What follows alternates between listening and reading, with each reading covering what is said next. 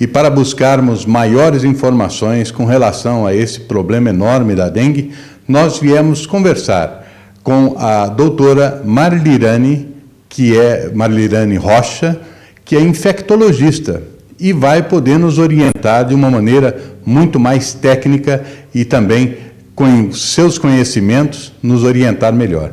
Doutora, é importante perceber que nós vivemos todos assim um momento de verdadeiro pânico, né? Porque a situação se agrava a cada dia.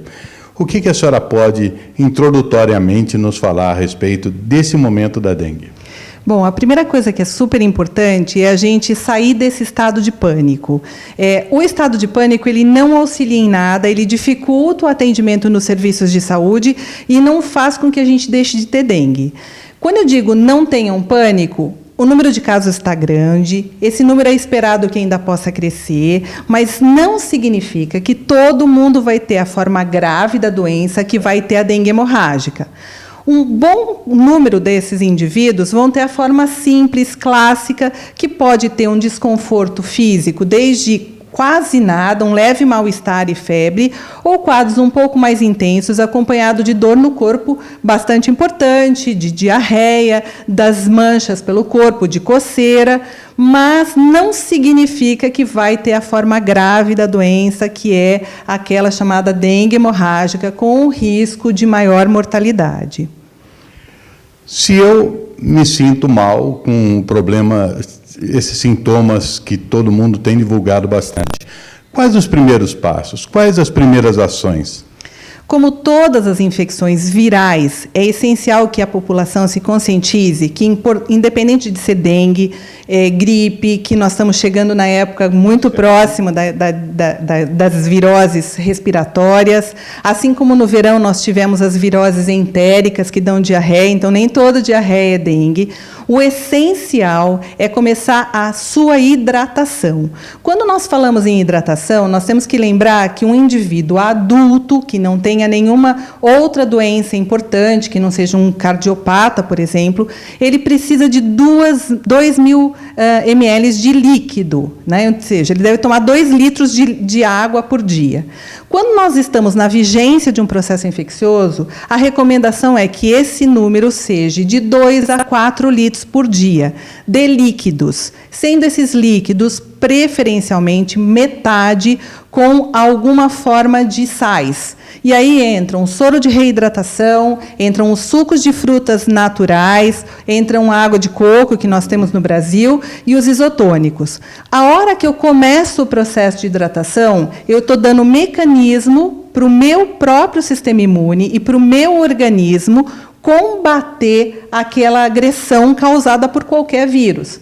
Então, eu não tenho medicamento específico para tratar vírus. Diferente das infecções bacterianas, que a gente tem os antibióticos, nos casos dos vírus, nós não temos isso. Então, a gente precisa que o nosso organismo, através do nosso sistema imune, dê conta do recado. E, para isso, eu tenho que dar combustível para ele. Eu tenho que dar matéria-prima para ele poder fazer essa defesa. Por isso que a gente fala, comece se hidratando bem. Na maior parte das vezes, isso resolve o problema. A pessoa vai ter um grande conforto, vai se sentir muito melhor, vai tirar aquela sensação de ressaca que ela fica na vigência de um processo infeccioso e ela vai ficar bem. Claro que, se houver persistência ou piora das manifestações clínicas, ela deve, sim, procurar o serviço de saúde, assim como aqueles pacientes que têm alguma doença grave, diabéticos dependentes de insulina, pacientes cardiopatas, imunodeprimidos, idosos muito velhinhos ou crianças muito pequenas, são situações especiais que o acompanhamento médico é sempre necessário. Medicamentos? Medicamentos, como sempre, a gente deve somente tomar antitérmico se febre. O que é isso? Remédio para baixar a febre. E o que é antitérmico? É dipirona, medicamentos à base de dipirona, ou de paracetamol. Claro que com dengue e algumas outras viroses, isso é importante, nós devemos evitar o consumo de qualquer medicamento que contenha ácido acetil salicílico, e é necessário que a população preste atenção, porque muitas vezes ela toma compostos medicamentosos que contêm ácido acetil salicílico, assim como o uso de anti-inflamatório. O uso de anti-inflamatório ele é um problema grave porque ele mascara a situação e ele pode complicar. Então, só vai tomar Cefebre ou medicamentos que contenham dipirona ou paracetamol. Durante um período de tempo, principalmente há uns 15 dias atrás, veiculou-se na internet uma dúvida muito grande com relação ao paracetamol, pelo ataque que ele promove ao fígado. Procede? O ataque do paracetamol ao fígado ele só acontece se eu tomar uma super overdose. Nós estamos falando de eu pegar um frasquinho de 750 miligramas cada comprimido e tomar o frasco inteiro de uma vez. Entendi. Então, na dose recomendada, a cada 6 horas, ou seja, 4 tomadas no dia, em doses compatíveis com o peso da pessoa, isso não tem risco nenhum, tá certo? Então, isso é importante.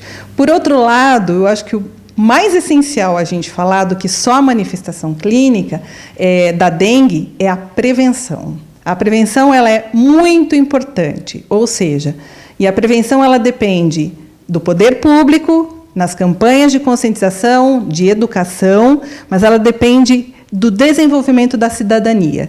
E a cidadania, cada um tem a sua. Então, ou seja, nós temos que ser cidadãos. Eu tenho que cuidar da frente da minha casa, do interior da minha casa, do meu quarteirão, do jardim próximo à minha casa, porque enquanto nós não tivermos essa ação de cidadãos, a gente vai continuar deixando um pacotinho de salgadinho, garrafa PET, lata de refrigerante, e isso tudo é fator de criadouro, né? A gente não está limpando a frente da nossa calçada, que está cheia de areia, acumulando água, a gente não está olhando os reservatórios que a gente tem dentro de casa, e, infelizmente, o mosquito da dengue ele tem uma autonomia de voo muito grande. Então, como ele consegue voar 150 metros, nós estamos dizendo que o que eu não fizer aqui, uma área ao redor do meu ponto central vai estar correndo o risco da dengue.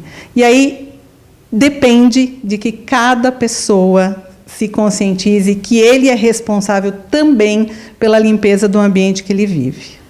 A Câmara de Santa Gertrudes, durante todo o ano passado e também durante o início desse ano, desde o início desse ano, tem estimulado muito a população a cumprir o seu papel cidadão.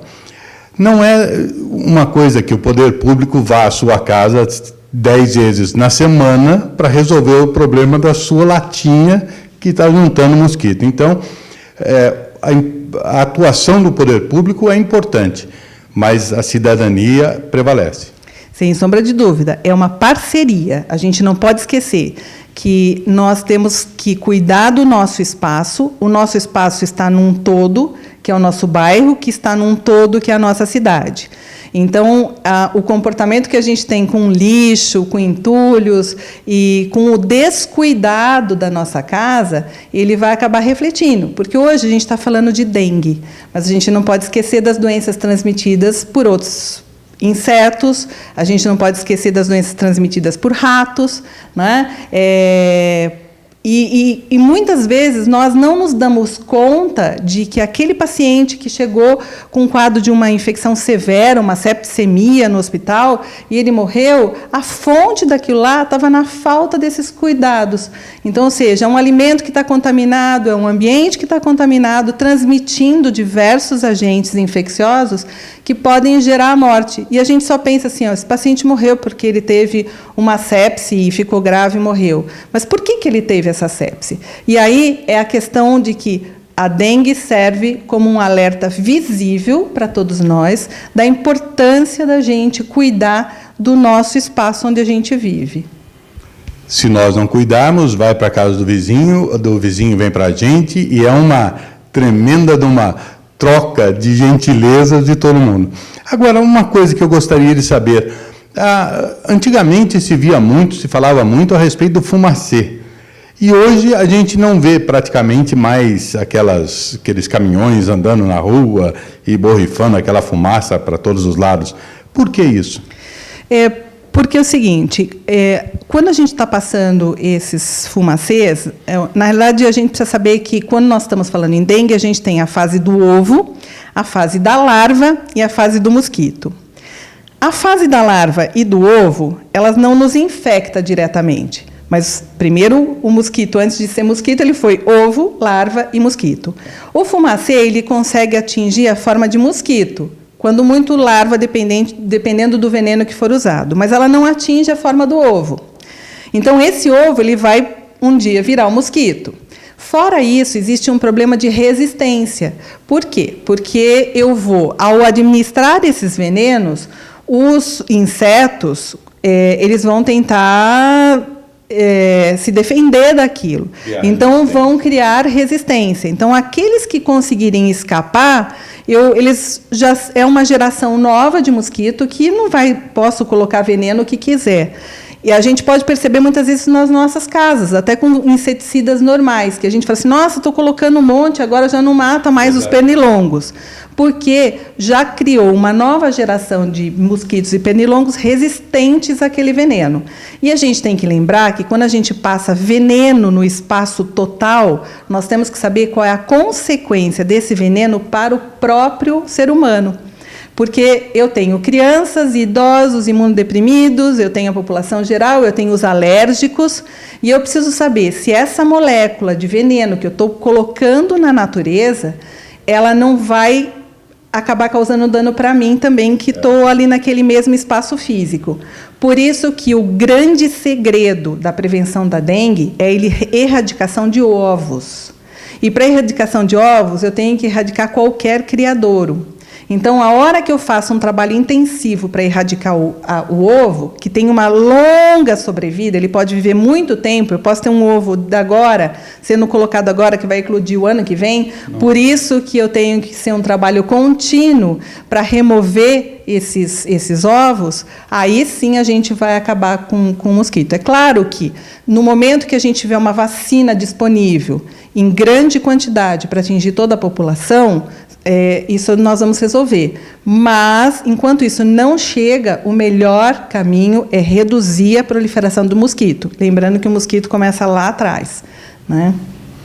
Bem, ou seja, nós podemos todos entender, com essas explicações da doutora Marilirane, que nós temos que fazer a nossa parte, porque senão não haverá medida ou qualquer tipo de ação que possa conseguir resolver o problema de eclodirem os ovos.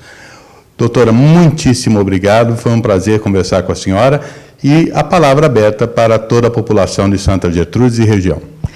O segredo é um só, prevenção. Quando a gente previne, a gente deixa de ter o problema. Caso o problema aconteça como é o que nós estamos vivendo, não tenham pânico, tenham tranquilidade, comecem uma boa hidratação, mas não esqueça nunca de olhar o seu quintal. E nós viemos até a vigilância epidemiológica da cidade de Santa Gertrudes para conversar com a Sandra, que é a chefe do setor. E é importante querer saber de você, Sandra, como é que a população pode ajudar? Além da pessoa poder ficar sabendo que está com dengue, para não ocasionar um segundo caso de dengue mais grave, né? Também é importante para a gente poder fazer os bloqueios e os controles de criador, ou seja, localizar se há possíveis criadouros que estejam fazendo a transmissão para mais casos, para mais pessoas. Ou seja, se o mosquito infecta uma pessoa, na região onde aquela pessoa vive, provavelmente tem um criador. Então, a vigilância vai procurar a fonte, a origem desse criador? Isso, não seria só isso. Não só o criador em si, mas também o bloqueio na área, né, toda, para que isso continue disseminando a doença. Às vezes, a própria vigilância procura entrar em contato com essas pessoas e às vezes não consegue, no sentido exatamente de descobrir como é que está a situação na cidade e poder ajudar melhor. Qual é o seu recado, então, à população com relação a isso? Que assim que sentir os sintomas, procure o serviço de saúde, que passe os dados corretos, como o nome, endereço e telefone, né? E que atendam o chamamento da saúde, porque às vezes a pessoa passa num convênio particular e a gente não fica sabendo. Então, eu queria que eles tivessem a consciência que não é só o trabalho da notificação do caso, mas também do trabalho no local onde eles moram, no bairro onde eles moram, que vai ser feito a procura de um possível criadouro. Bem, é importante frisar que há um grupo de pessoas em Santa Gertrudes, como em todos os municípios acontece, trabalhando para evitar que você, que eu, tenhamos dengue. E mesmo depois de ter, que nós tenhamos o devido acompanhamento para que outras pessoas não sejam infectadas. Então, guardem bem esse recado da Sandra, aqui da Vigilância Epidemiológica de Santa Gertrudes. Procure a secretaria para você poder informar exatamente o que aconteceu com você, porque somente assim a equipe deles poderá ir verificar a sua região, porque senão a coisa se alastra e aí é um perigo. Com certeza. E mesmo porque não é tão difícil de se evitar dengue. Se a gente tiver meia hora por dia, fazer uma adentrada no nosso quintal, na nossa residência, e olhar com cuidado onde pode estar esse mosquito se criando, e às vezes a gente não tem noção. Um pratinho que fica lá esquecido no fundo do quintal com uma planta, uma simples tampinha de garrafa é o suficiente para acumular água. Qualquer coisa que acumule água é suficiente para ele depositar os ovos e se criar. E não adianta, porque não existe poder público que possa cuidar como a população consegue. Se cada um de nós tomar essa consciência, o resultado será muito mais positivo. Muito obrigado, viu, Sandra? Obrigado a você. E nunca esquecer que o trabalho tem que ser conjunto. Conjunto. É verdade. E constante. Constante, principalmente. Tá bom. Muito obrigado. Nós estivemos aqui, a Câmara Municipal de Santa Gertrudes, na vigilância epidemiológica da cidade.